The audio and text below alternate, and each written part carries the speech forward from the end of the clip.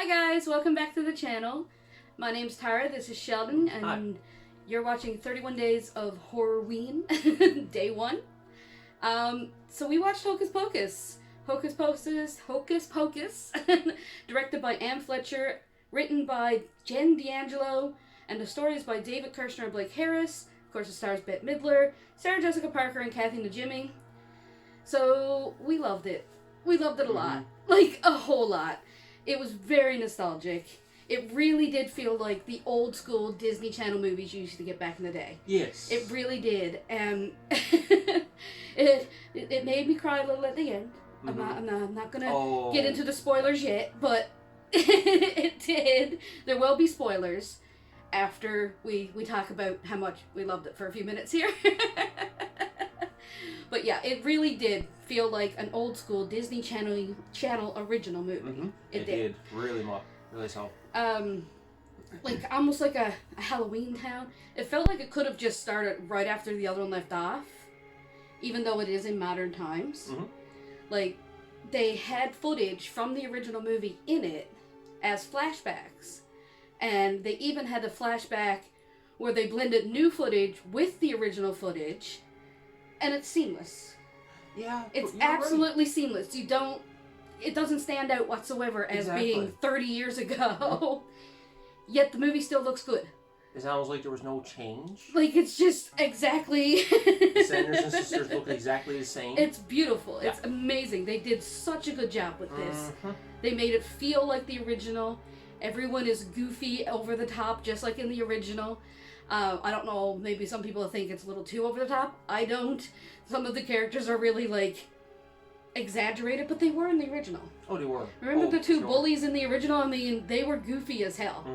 They remind me of Bulk and Skull from Power Rangers. I know. I have to get him to watch Power Rangers. I never watched Power Rangers, so I don't know. he's a younger boy, but the original Power Rangers had two bullies named Bulk and Skull, and yeah, they remind me of the two bullies from Hocus Pocus. They're just so dorky and out there and hilarious. Who was your favorite character? I had too many. Too many. I like the mayor. He's precious, but Billy. Oh my God. Billy yes. Butcherson comes back. His lips are not sewn shut now because at the end of Hocus Pocus, he cut his lips. Yes. And now he can speak. Yeah, he talks during the whole movie. Which is amazing because the way he speaks is just so funny. He He comes off as a proper gentleman. But he's just so sarcastic and dry, and he is not down with the Sandersons. He's having none of it. As soon as he found out why he got dumped. No. And then, guys, he was brought back. The Sanderson sisters were brought back by the guy that owns the magic shop now. Oh my God. Who's hilarious. So, because he's like such a big fan. I don't know how he didn't realize that they're bad guys and they're gonna try to wipe out Salem again. But he just wanted to meet the Sanderson sisters. So we'll get into the plot line a little bit here now. So it's gonna get a little spoilery. Okay, we're gonna get into some spoilers. So, of course, we all know that a virgin can't light the black flame candle, right? That's right. The shop owner, who I can't remember the name of because I'm really bad with names, tricks this group of girls into lighting the candle on her 16th birthday, and she's a virgin, obviously, like a virgin has to light it, so that he could meet the Sanderson sisters. Of course, they come back with a glorious musical number of The Bitch is Back, but it's The Witches Are Back, and it's great. Yeah. It's so much fun. And they're evil, and they're just going to take over Salem. Just keep going where they left off.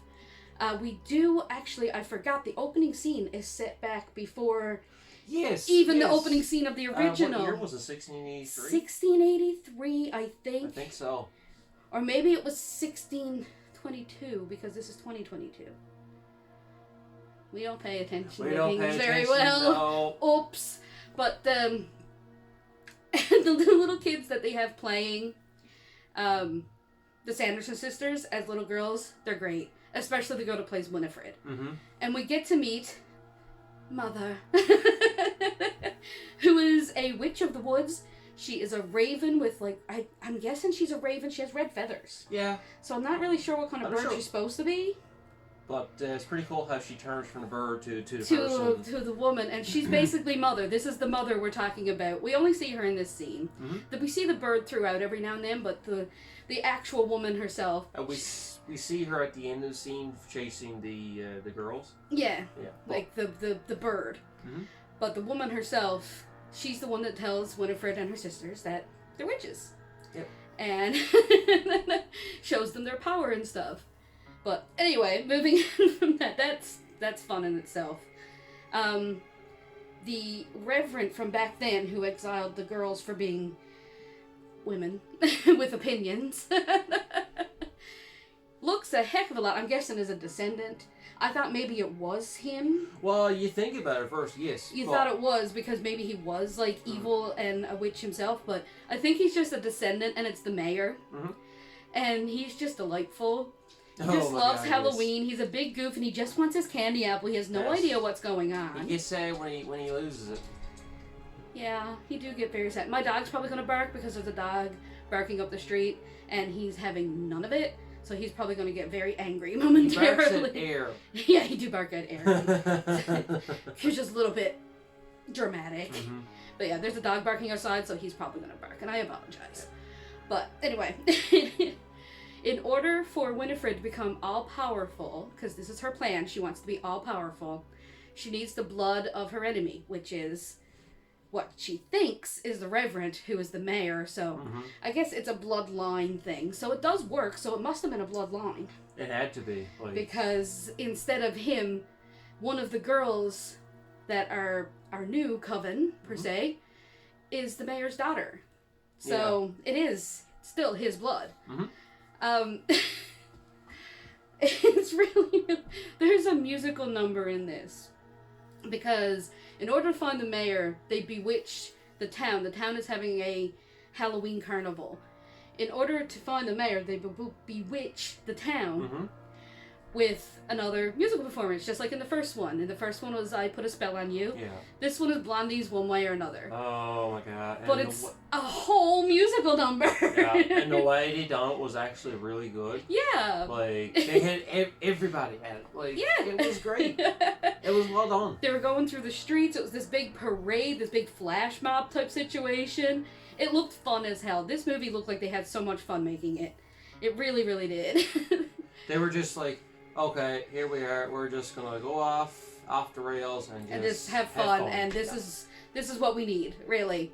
So, turns out one of the girls in the new coven, I should say, is a witch as well. Yes. She has powers. She goes into the sacred woods and she notices her powers are growing. She realizes she has powers. She doesn't realize until then. She's like, what is this? Yeah. Like, you know? So she's, I guess, descendant maybe from them, maybe? I don't know. But it's like good witch versus bad witch type thing. Now, this spell that Winifred wants to do makes her all-powerful, makes her like the most powerful witch in the world. She's basically stealing other powers. Yes. But the thing is, if she goes through with the spell, she has to give up what she values most. That's important. Yeah. And the book, remember book is great. We love book. Wonderful. Doesn't want her to do this because the book loves Winifred and doesn't want this to happen. He loves his Anderson because what Winifred values most is her sisters. So if she becomes all powerful, that means she's going to lose her sisters. And she doesn't realize this because she doesn't read the warnings. This is why we put warning labels on things, people. Read the warning labels. Especially on chainsaws. Especially on chainsaws. That one threw me off. Especially on chainsaws. That is a good point. Sadly, she goes through with it without knowing. And... well, she opens up the book and she's like, I don't need to read the warning. Yeah. You don't need to know that. Like, so, she gets the spell done, and her sisters disappear, and Book has had enough. Like, Book goes with the new witches, because the younger girl's like, to the book, you don't have to do this. Like, you don't have to listen to it. You have a choice.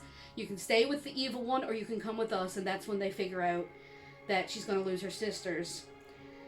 And there is a spell to reunite her with her sisters. But what she doesn't know is that it doesn't bring her sisters back. It takes her to her sisters. Yeah. So this is how we once and for all defeat the Sanderson sisters, while also keeping our love for the Sanderson sisters, because it's really heartfelt. It really, really is.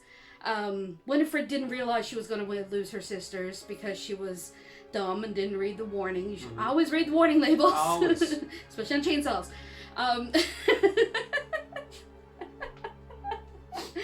But she's really upset, and she'll do anything to be with her sisters again, including going with them into the afterlife. It's beautiful. They turn into, like, glitter, like the same as in the original. When they get defeated, they poof into, like, fireflies, almost like embers, but pretty colors.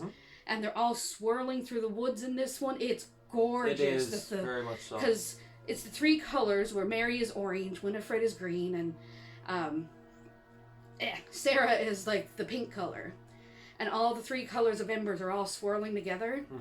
And then we realize that all of her spells that she cast are now uncast.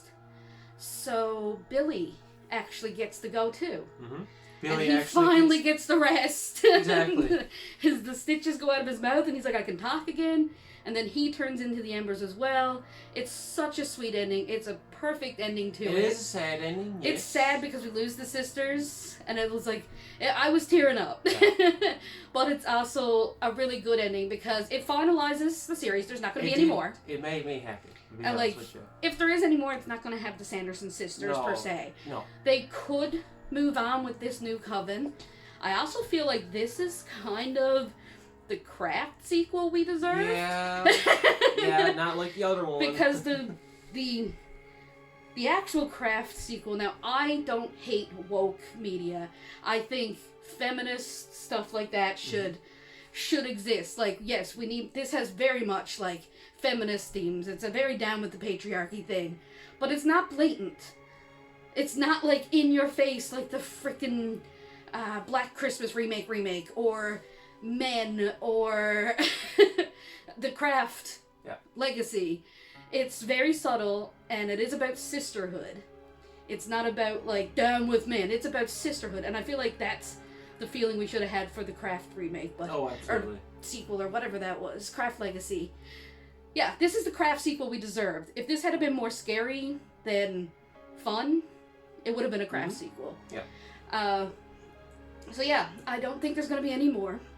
So we're just going to talk about some parts we liked. Oh. I absolutely love the Roombas. I was about to say same thing. It cracks me up every time I see them, and I want them. Every time. It's like in the original, they were going with the brooms. The broom and the mop. Yep.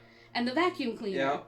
Now, Sarah still gets her mop, but it's a Swiffer wet jet. There's a lot of product placement. There is a lot of product placement, but it makes sense. Because we do go directly to an apothecary, which is blatantly a Walgreens. Like, and she is definitely on a Swiffer wet jet. The Swiffer is written right on it. And it's funny because when she flies, the bubbles come out of the mop part. Oh, yeah. But in the original, Mary was on a vacuum cleaner. And now she has two little Roombas that are alive. They're her pets. Yeah. And she's like surfing on them. She got one on each foot. It's amazing, and it looks fun. I kind of want them. Now I say, I've never wanted a Roomba. Now I want a Roomba just so I can name it and have it as a pet. Yeah. I'd be like spilling stuff on the floor to feed it. Well, I shouldn't have a Roomba. Basically, that's what it looked like. It looked like it was eating, really. It is, yeah. It doesn't like mess. It's a vacuum robot. Yeah. So they're at the fair and there's spilled popcorn and they can't find the Roomba and is over eating the popcorn off the ground like a little rat or something. I'm like, oh, I love that. Yeah. And at one point they're trapped in a salt circle and they get out because the The Roombas Roomba shows up. and the salt on the floor is a As mess. soon as the Roomba show up, Mary's like, Meaning love. It's so good. They're choreographed perfectly. These three ladies work together so well. They do. Like when they're pacing back and forth and they're perfectly choreographed to turn around at the exact same time. And they do it and they do it in the salt circle too. I don't know if you noticed that. They were like switching places, like going in this weird like trinity triangle. It was like infinity. Yeah, it was. They were going in a circle, but in a triangle. It was really cool. It's really well choreographed. We loved it. We loved it. Oh, absolutely, 10 out of 10 for sure. We loved it. Our guy that set us up, is technically the bad guy. He is redeemed. Like, Yes. he doesn't want nobody to get hurt. He was just an idiot that wanted to meet the Sanderson sisters. Which, fair. He didn't realize what the consequences were. If you had a chance to meet the Sanderson sisters, would you take it? Yes. Yeah, you would. Regardless, I don't care what the fuck I gotta They're do. probably gonna come and try to kill everybody again. Which, sacrifices need to be made. Yeah. But yeah, all in all, this was so much fun. Just for nostalgia purposes, this is a 10 out of 10 for me. Yes, absolutely. Like, I'm not gonna be rating, like, it's so easy for me to call everything a 10 out of 10, because I love everything. I'm a very positive person when it comes to movies. If you watch Freaks of Forgotten Films, you may not believe that, but I've been watching some shit on that. Yeah. This is not shit. No, This is wonderful. amazing. This was everything I wanted it to be and more. This I was looking forward to, because the first Hocus Pocus had It is our childhood. it's in my heart, like, It is definitely, like, I don't know if you watched it all throughout your childhood like I did. Oh, I did. But, yeah, it is our childhood. Not every Halloween, but every now and again, like, throughout years, I would just sit down and watch it on the VHS tape. And it was amazing. And it's timeless. Like, exactly. It's very 90s. It is very 1993s with your very much so. California bro and, like, the tie-dye and everything. Like, it's very 90s, but it's also timeless. It's just a cute story. Yeah. Binks is not in this, technically. No, technically. There is a black cat. The cat doesn't talk. I forget what he has the cat called, but it's just the guy that owns the magic shop. It's his cat. But I do believe that there's something there, because he do help the girls find the book. Yes. So he is, I don't know if like descendant of Binks or maybe like reincarnation of Binks. And like the owner of that shop, he got so excited when he found out the book came alive. He's like, I want to take this book. It's awake again? It's awake? Again. I need to take this out. No, you do not. No, I said, no. Don't. That's a bad idea. Whenever there's an ancient relic of any sort, put it back. Yes, absolutely. Put it back. Especially this in our year of 2022. If you dig up something that don't seem like it should be dug up, put it back. We've had enough once-in-a-lifetime experiences that do us for like another millennia. Put it back. Now I guarantee you, if the original cast was in this one, and they seen the book, like, do not touch that book. That is something that I kind of hoped for that wasn't in there. I kind of hoped that, like, I don't even know if Thora Birch is still acting, but if, like, Thora Birch happened to pop up for a minute, like the little girl from the original, if she had just popped in for, like, a minute, just a small cameo, it would have been really fun, but I get if she's not even acting. She didn't pass away or anything, did she? I don't think so. Uh-oh. Should have checked that. What is your favorite Sanderson sister? Mary. Mary? Mary, hands down, Mary, because Mary's me. Pretty much. Food motivated. Yeah. Growls. Hates children. Well, I don't hate children. I just don't want children. She don't growl at one point. She barks at one point. Oh no, she barks. Yeah, she just barks at people when she's annoyed by them. That's me.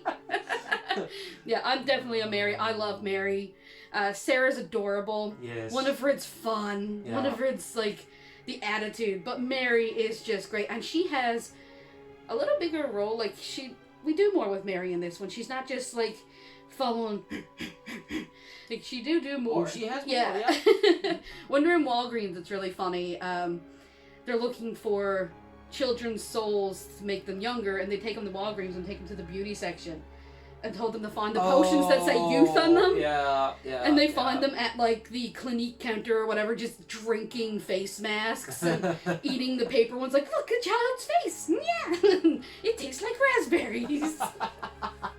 It's delightful. It's delightful. Well, we've been talking for 20 minutes. Yeah. So we're going to sum this up and say, yeah, if you love Hocus Pocus, you'll love Hocus Pocus too. It's a 10 out of 10 for me. Is it a 10 out of 10 for you? Oh, absolutely. All the way through. And you want to know something? I never had there was never a bad scene in this movie. That's the thing about it. No. I mean, like, there wasn't even, like, bad acting. There was over-the-top acting, but that works. Yeah. That makes sense to me. It's a Disney sometimes movie. It works that way. And, like, it doesn't feel like the newer Disney movies to me, like zombies. I don't know if you're familiar with, like, Disney zombies, or there's, like, another live-action Descendants and stuff like that. It doesn't feel like that to me. Oh, okay. It doesn't, like... That feels like it's spoon-fed to, like, younger people. This is for people who love Hocus Pocus, who love stuff like Halloween Town, who love stuff like When Good Girls Go Bad, all stuff like that. Like, the old Family Channel freaking original movies. Family Channel, man, used to come up with some really good movies. Yeah, Halloween. I love the Family Channel original Halloween movies. But anyway, we've been talking too much. We will go. We are going to film right away our second one, which is for tomorrow, which is going to be, what was it? Oh, My Best Friend's Exorcism, which we also watched, which was a lot of fun as well, but in a different way. In a different way, yeah. So we will see you guys tomorrow in that one. Bye! Bye-bye.